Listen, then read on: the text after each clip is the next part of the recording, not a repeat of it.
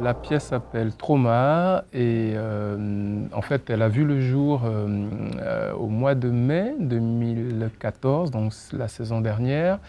J'étais venu en tant que membre du jury pour un concours qui s'appelait Danse Arc-en-Ciel et c'est le projet qui nous avait le plus intéressé, qui avait retenu notre attention, et en tant que projet lauréat, ils ont proposé à ce que ce soit accompagné par un chorégraphe donc, qui est devant vous. Voilà. Le projet parle du sport, en fait, des mythologies sportives, avec la figure de Marie-Josée Pérec, et ensuite essaie de traiter finalement de la figure du sportif de haut niveau. C'est l'Archipel qui a eu cette idée de projet. En fait, je crois que le festival existe depuis 2-3 éditions. L'idée des mythologies sportives, en fait, c'est de dire aux créateurs, voilà, on vous donne ce cadre-ci, maintenant partez de là et voyez ce que ça vous dit, ce que vous pouvez en faire. On peut trouver des sources de création à partir justement des histoires qui nous sont proches. Et comment nous, artistes, on va l'interpréter, comment on va le dire à notre manière, quel regard, quelle sensibilité on a. Voilà.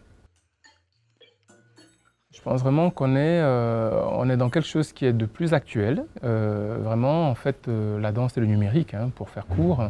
Le mariage entre les arts. On a la vidéo, il y a la lumière, il y a du son, il y a aussi toute une série de dispositifs qui demandent une grande maîtrise de la technologie. Et ça, j'ai trouvé ça super et vraiment, je trouve que Thierry maîtrise ça parfaitement. Voilà.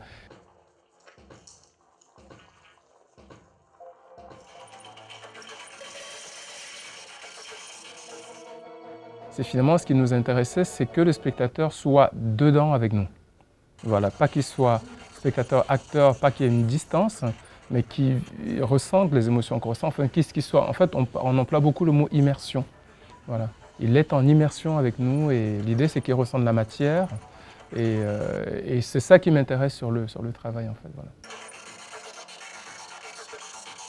Et à travers on va dire, ce fil conducteur, cette base temporelle, on va dire, c'est d'amener les danseurs en fait à faire vivre, à eux-mêmes déjà vivre différents états de corps, différentes émotions, différentes situations.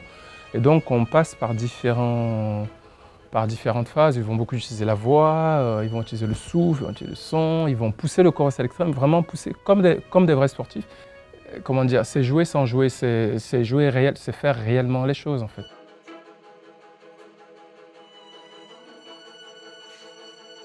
Venez nous voir, venez participer, venez jouer avec nous, venez respirer, rire, parce qu'on a aussi mis un point de vue à ce que tout ça se raconte avec quand même le plus de légèreté possible. Voilà, ben, venez vous amuser avec nous tout simplement. Voilà.